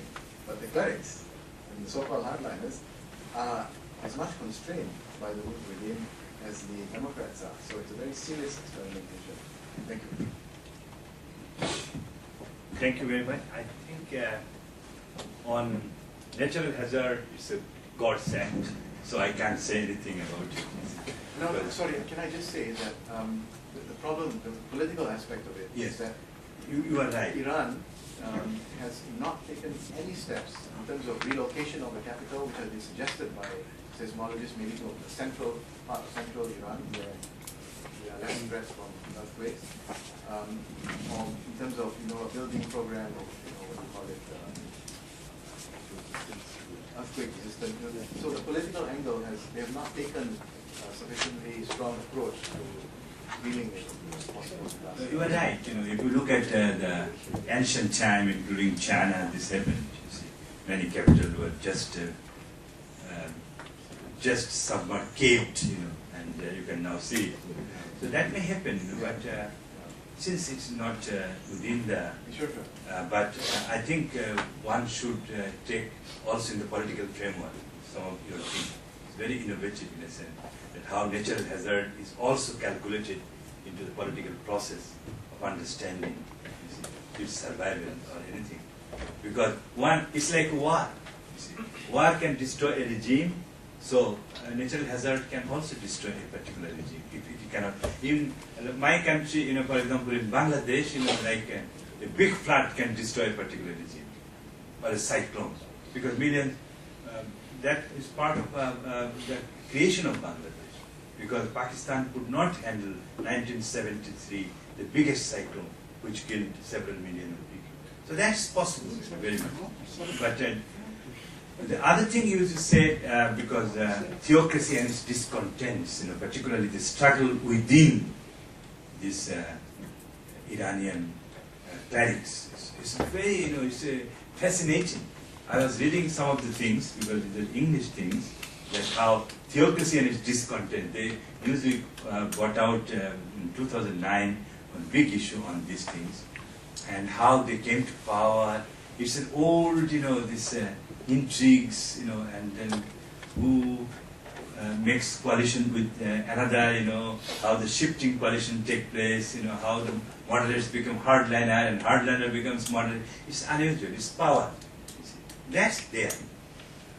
But still, I think it's more cohesive in a sense, like in a democratic system, because it's less institutional, but some of the clerics are very intelligent. Like they are now trying to put it in the constitutional framework. Like laws says it. So now if you go to, look at, I know, that how the constitutional, they are now putting some of the things. The spiritual power of the leader is constitutionally defined. Ahmadinejad's power is not there, but still he is with Khamenei. That's why his power is stronger, because he is very clever in getting both, his power and then spiritual power. Otherwise, he would have gone in 2009 if you had not got the endorsement of Khamenei. So that type of thing is there, see, but and from Iran, is not yet. Nobody predicts, like U.S. and other, as some would say, it's a propaganda more. It's media, as you said very clearly. Media sometimes projects what is needed. You see. So I think there's less threat from Iran, and at this point, maybe in the future, I don't know. But it's more perceived fear, projecting fear. So how it will come up, I don't know. Thank you. Yes.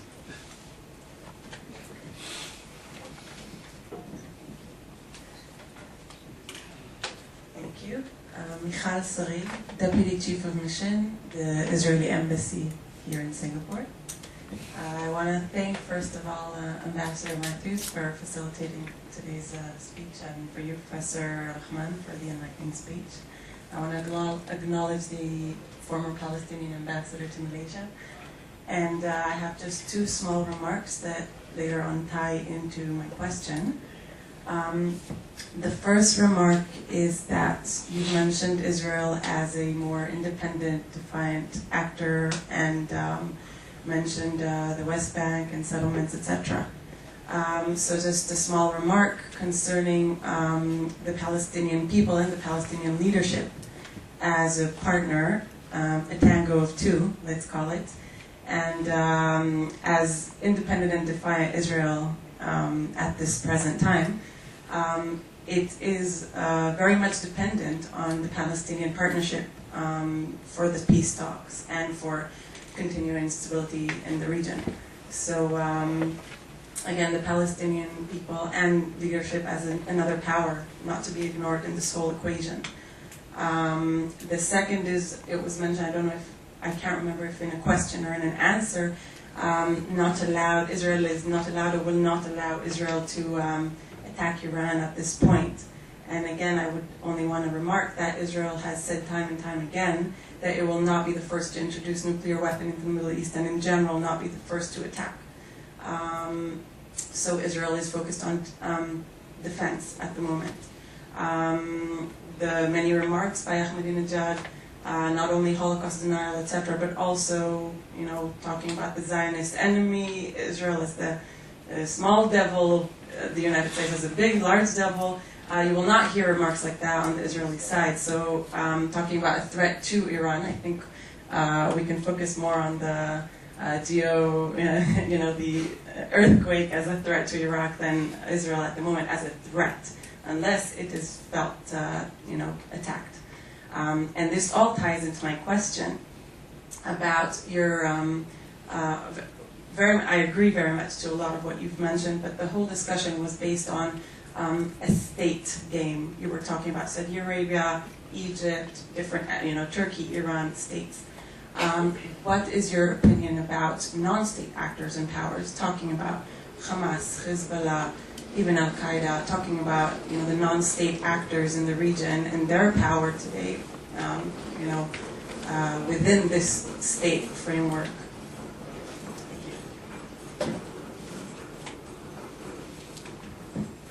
Thank you very much. I think, first of all, I said that independent and defined a bit, because many people expected, particularly the last Clinton-Obama initiative, that Mahmoud Abbas, who is very cooperative, that Israel should make a deal now on the Palestinian fleet.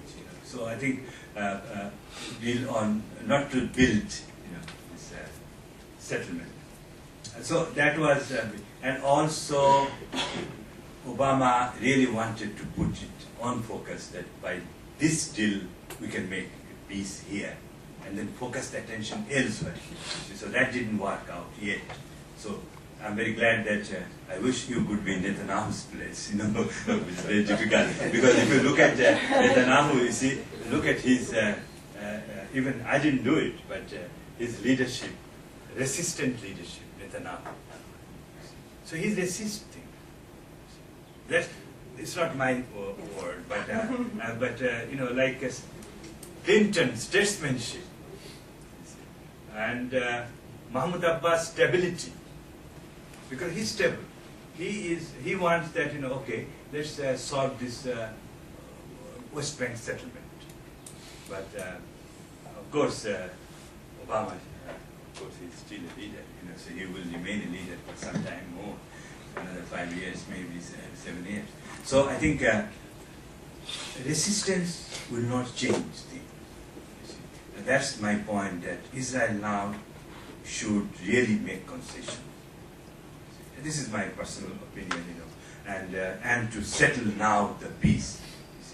And so that's one. Second is Israel will not attack. You can't take it. Because what Israel will do is not easy to take it, because WikiLeaks has exposed some of the things if you believe them, because it's written. So everybody believes it because it's all documented. And they said that, WikiLeaks said that in some of the conversation that they showed the Israeli preparation is very elaborate, documented, that how the future defense, which is true. Israel has much better planning for the future scenario than any other country. You showed the map at the beginning of your lecture, and yes. Looking at the map, I know that Israel suffers from that, anxiety. It's true, but Israel should be now more like Turkey, more confident as a power. That's, I think, because you have the power, including the nuclear power. So if you think that we are small, so no, all the small powers in the Middle East have more power than the bigger one. Yeah, if you look at the GCC, small, you don't see them, but they have more power, you see, except Saudi Arabia. So I think smallness is not an indication of power. The atomic bomb is not that very big, except even if you look at some of the bombs US dropped on Afghanistan were so huge but so powerless. It's just showing, to break the morale. We dropped a big bomb of 200 tons. But the nuclear bomb is very small, which you have.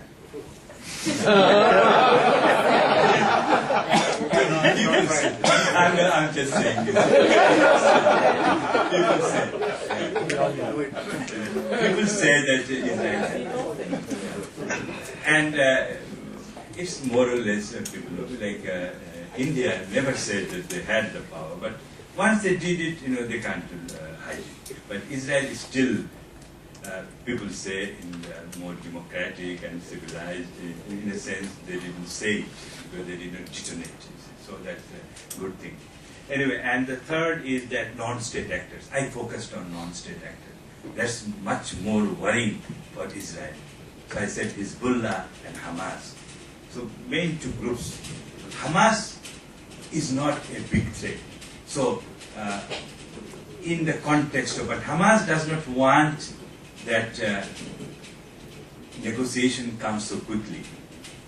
So that's part of the game where I think Israel should play a more active role to make the negotiation end up very quickly. But threat is there, to destroy Hezbollah. That's, I think, one of the fuse that can be detonated. One of the fuse for war. Limited war, I'm not saying total war, but limited war in Middle East is partly comes from the threat of Hezbollah. It's a perceived threat, it may not, but it's they have acquired a lot of power. That has been reported so far. So I didn't discount it. I said that's the street power. That's the societal and also military power of the societal political groups. That must be done. We are getting very close, but Yeah. since we started late, maybe please a short. Okay. Then you. Okay.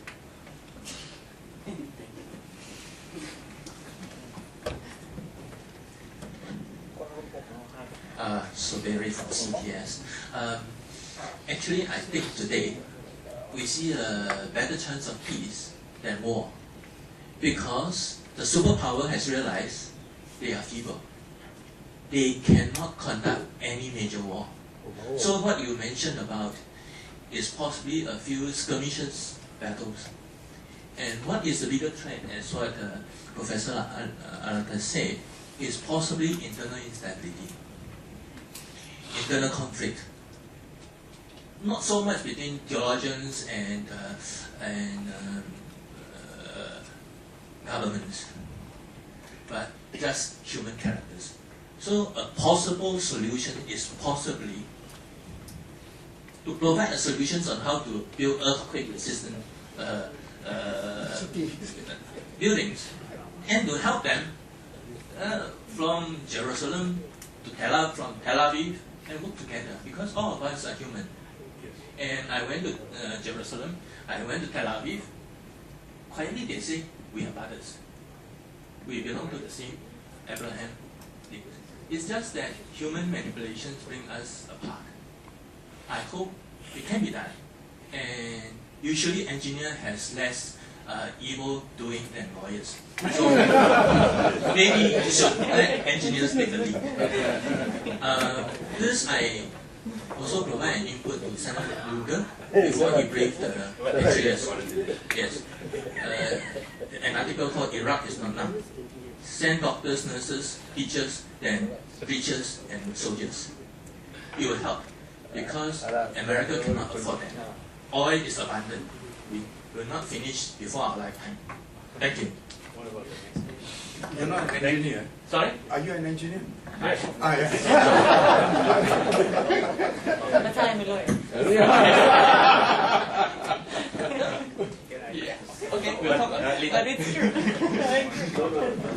Because we are governed by law of nature, whereas you face the... Before I just to indicate, because it will not be justice to you, if I don't show that Netanyahu is still a leader, but he is the world leader among the few, but among 2, 6, and 10. He's one of the top leaders of the world, no doubt about it. But he's been resistant, so now he has to change it. That's what my point was. Okay, thank you, Professor Rahman. Marwan Ghazawi, Technical University of Munich. I'm a fellow engineer as well. So we'll take care of this Yes. earthquake thing. So earlier, few months ago, President Ahmadinejad visits my country, Lebanon, and then a few weeks later, Turkish Prime Minister Recep Tayyip Erdogan also visits my country, then Qatari Prince. So I don't know how much my country can handle. God help my country. I just want to ask you about, we are always referring to a war against Iran, while, for example, United States can simply topple the regime by employing the internal forces in Iran, which are not very seen in the media, such as the Baluchistan, the problem with the Baluch and the minority Sunnis and the Kurds. So this and the Green Revolution, for example, they can work on this issue to topple the regime to a certain extent or create some kind of insecurity. Also, when it comes to Turkey, now because Turkey has a special standing against Israel, especially after the flotilla attack. So they are also surfacing some things for Turkey, such as the Armenian Holocaust. A lot of Kurdistan, they have an issue with the Kurds. So, how are these threats? Aren't these threats also, important for these two countries? I'll take, maybe we'll take all the three questions. Very quickly, don't forget it. Can I? Mary. Oh, Just one. Because this is very important in understanding the Arab world, Because my understanding for a few years that in Arab world, half is rhetoric, half is real. So don't take the whole thing real, you see. So half is, I think, rhetoric. When you say that very good relation, not really very good. You see? So when the Arab says, I'm going to do it, inshallah, you cannot trust anymore. Is that right? So I think there is some. It's not that they don't do it, but they do it. But so part of the reality is, but still it is changing. Arab world is changing. Lebanon is changing. Because look at from Rafiq Hariri to now, a lot of changes have taken place. And Lebanon is just improving. I think so, because it was, if you look at, 30 years ago, that's a different thing. You see, that's a different Lebanon. But over the years, Lebanon was almost distant. I went to Lebanon, it was such a wonderful country. But those days are over. Now it's a different reality. But it may go, because its connection with Hezbollah, I think, may create a lot of problems. So that's, I worry. It's not that. So let's hope that things get better. We'll have the last two questions, short commentaries and short questions. Okay, thank you. Try and be very short. Sa'duddin Talib, I've lived in the Middle East and I was a member of parliament in Yemen, so now I live in Singapore. Anyway, I just want to note two things about the balance of power, specifically the title of this lecture, which is Turkey, Iran against Egypt, Saudi Arabia. Now, as Professor Rahman pointed out, that Erdogan and Ahmadinejad have great popularity in the Arab Street. Now, we mustn't forget that. I think the reason is simple, because they were popularly elected by the people of those two countries. And they have represented their people in an honest and a dignified manner. And the Arabs are longing for such leadership. The two countries you've mentioned, like Egypt and Saudi Arabia, have lost credibility and legitimacy with their people, especially after the recent, because simply of the lack of, not only lack of democracy or legitimacy, but also lack of action towards the things that hold strong in the values of the people of the region. The politics of the Middle East is driven basically, the international scene is basically driven by two major issues. One, is oil, and 2 is the security of Israel. To the extent that our mindsets are beginning to change, when we mention threats, we mention threat that is a threat basically to Israel, not as a threat to us, as to the Arabs in general. There is a daily threat to the Arabs exercised, not of course by Israel, to the Palestinian people, and the Arabs feel the pain of their brothers in Palestine as they are being killed, as they are being taken, their fortunes or their opportunity is being murdered on yearly basis. And because the leaders are not doing anything about it, and they're not creating that balance to bring about stability. Now, the last thing I want to say is that all Egypt, Saudi Arabia, and many of the Arabs, and I want to extend the map of the Middle East all the way to Morocco, as your map did not include the Maghreb. I want to say that I think the United States, when they started, or the West in general, when they started democratization, or the springs of democracy as it was mentioned, they were not very pleased with the results of such democracy. So they preferred to deal with these current manageable dictators who will actually propagate the policies for the 2 major drivers of policy, as I mentioned, which is the security of the oil and the security of the state of Israel, at the expense, of course, of the security and the wealth and the well-being of 400 million Arabs. Now, that is the Arabs feel this, and this is the mindset in the major mainstream Arab mind, which is, here are 2 leaders. Erdogan, he is free to say, of course, he's not as outspoken as Ahmadinejad, of course, but at least he did stand up, and he did mention policies that were not that do not make the United States or the West happy about their international global view. Finally, I think it is for security to happen and for stability and peace to happen, democracy must be promoted in the Arab world, so that at least we lose this notion that the only democratic state in the Arab world is Israel.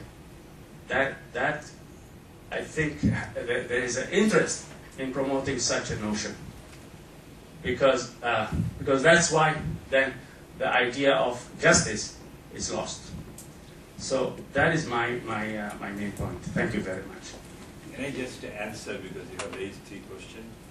One is, I think I agree with the first question, not the last question, because you always, this is of course, obsession of the Arabs, maybe for different reasons, to talk everything relating to Israel.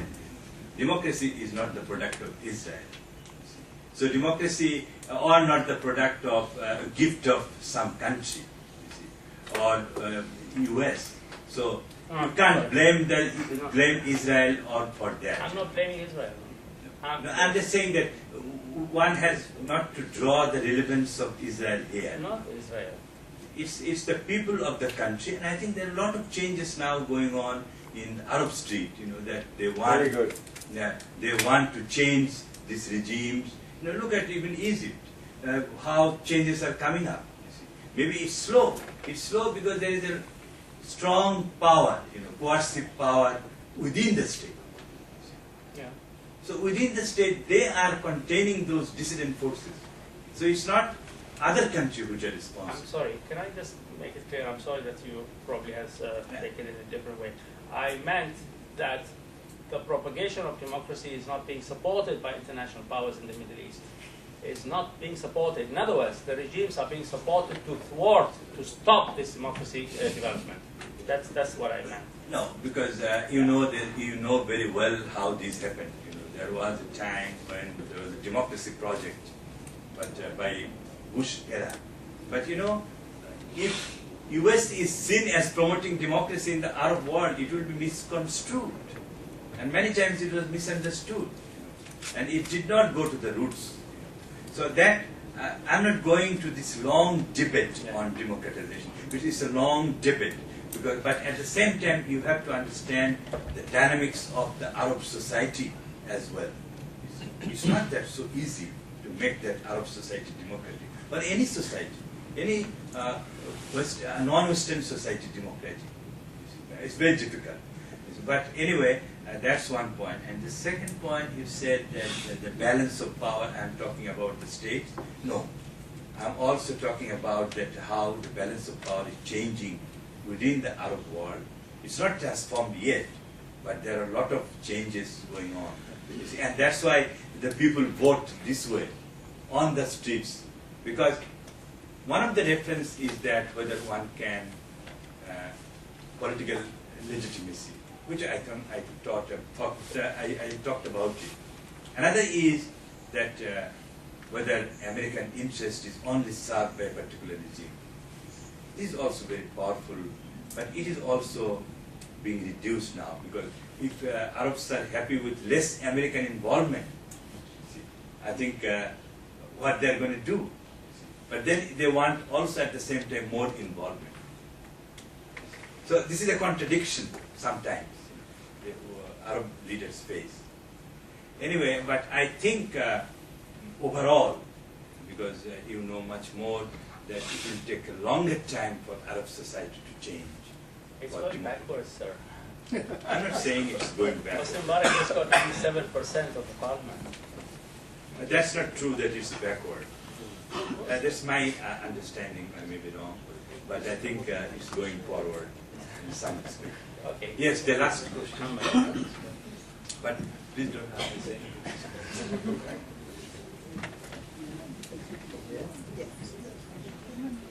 Thank you, Professor Rahman, for very interesting analysis of the Middle East. You are very focused on Iran and Turkey. You forgot the Arab Street, so I'm going to give a voice to the Arab Street now. We are over 350 million. Compare it with Israel, 7 million. And Iran, and just now you mentioned how many million, I forgot, and Turkey is hardly 20, 30 million? 60 million. So all combined is insignificant when you compare to the population. What my point is we are living on, we have entered the 21st century. The world has changed. Not only the Middle East will change with the advent of internet and satellite television, etc. America is also changing. It's declining. It's a crisis. Europe is going through crisis. So you have made a lot of assumptions. You have made a lot of analysis. But you have underestimated the Arab strength. What is buzzing in the internet, in the Arab, if you are a keen observer, you'll find that they are talking about Arab sense of belonging, Arab identity, which is very intertwined with each other. Now, when you talk of Arab sense of belonging and identity, they're discussing an-Nahdha. I speak Arabic, of course, I'll translate. An-Nahdha means awakening, or renaissance, if you like. It is going on now. And they're talking about at-taqaddum, progress. And they're talking about at-tajdeed and hadatha, renewal and modernity. They explain in great detail. I'm a keen observer of these internet messages. And they're talking of al-asala. Yes, al-asala means in Arabic is authenticity. And they're talking of and so on. And then we have the Islah, reform. They're talking about reform. They're making concrete suggestions, reform. And they're talking about tahrir wal taharrur, liberation and liberalization. It's very interesting for me as a Singaporean Arab living in Singapore. I am stunned by these changes in the Arab world. Before I can't think of it. Now it's internet, in the Facebook and everything. And SMS messages from Dubai and other places, Saudi Arabia. And you mentioned earlier on, you said there are a lot of them in prisons, and the Egyptian regimes cannot even face this problem, you know. But this unending, its population is very big. Then you have got Tanmiyah, that means growth, development. They're talking about development, how to organize, how to attract good investors. Well, very advanced. They are not sleeping. They're not zombies. And they're talking of a tahawul, transformation, that you talk about transformation of Turkey just now, is actually happening in the internet. If you are Arabic speaking, you will be very stunned by this. And then finally, they're talking of Ataur, the revolution. When it's coming? It's coming sooner. In the next 10 years, you will not see Mubarak anymore, you will not see the Saudi despotic families anymore, and you will see changes, a lot of changes. This was lacking in your presentation. Thank you very much. And I have your comment.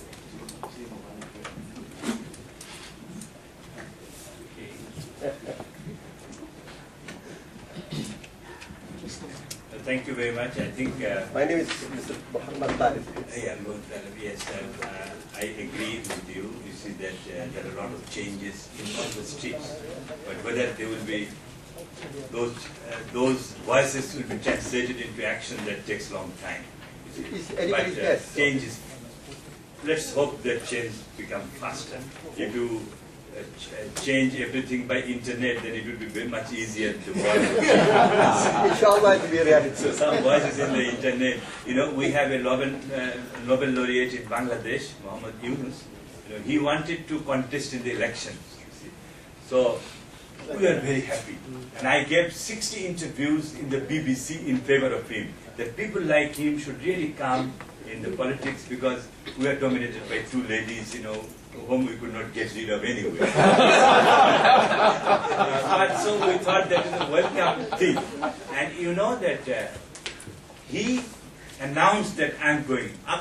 Immediately after getting Nobel Prize, he said of peace, you know, he said, I'm going to contest for the election. And not like Baradi, but you know, something like that. And he wants to float a, and he's a good friend of our ambassador as well. Yeah. And in the internet, he got 300,000 messages. You are the person who should really contest and who should be floating a political party. And in the end, after 1 or 2 months, he dropped the idea and he fled away. No, no, no way. I can't handle politics. Because so much in this print media was coming so much against him, you see. And that he has no party, he's just an individual and he wanted to make. So I think he could not translate, part of his fault is he could not translate the internet messages into the reality. So it takes time, that's what I'm saying.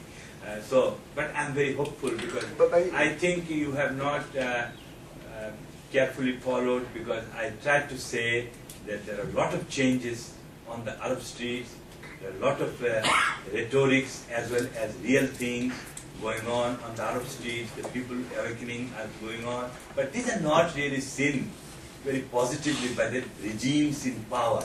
So they're being subdued by the kings or the monarchs or the rulers themselves. So that's the Arab tragedy. But they're feeling the heat already. Of course they're feeling the heat. And how long they can sustain How long they it. can sustain it. But they are also feeling the heat from within, as Professor Alatas said, that within the structure itself. That is more. Very soon the earthquake will take place. We hope the changes are there. But then I think, as you said, I just want to give my story because I can't answer you. I joined Jordan, it is in United Nations Leadership Academy in 2000. At that time there was a lot of talk of intifada. The Palestinian revolution is coming and coming and coming. I was so much infected, that yes, they should be really liberated and they should be really, as a part, I was very emotional that they should really get. And I had a administrative officer who was from Palestine. And he said, Prof, don't be emotional. Nothing will happen. Why are you saying that, I thought something will happen. This is the time you are going to get Palestine a different state and blah, blah, blah. And he said, No. I'm just telling his story. So he said, Prof, nothing would happen. Then if that doesn't happen, you guys have to pay more because you are talking too loudly without backing in real terms. So you have to pay more. in blood. Can I tell you about this And that issue happened. that you mentioned? Yes. In the internet, there are two versions. One version is to negotiate with Abbas, follow Abbas, behind Abbas. When the negotiation becomes, they see no prospect, it's very dim prospect. The other side will jump to go and say, we must get by force what we lost by force. So there are two views already emerging in the internet. So it's very interesting for me, living very far, as an Arab living very far in Singapore, I follow. And I see, it's not because they want to be Hamas, they want to be tyrants, or they want to be monsters, no. This is a matter of approaches, the strategy. One side says we must use force. The other side says we can't use, we can use diplomacy, but diplomacy is not progressing anyway. And besides, America is in serious trouble. The economy is declining, and the scenario has changed. We have not heard from you about the changes in America and the West. I think that will have to wait for coffee time. Let me please thank each and every one of you. Thank Professor. Can you please join us in...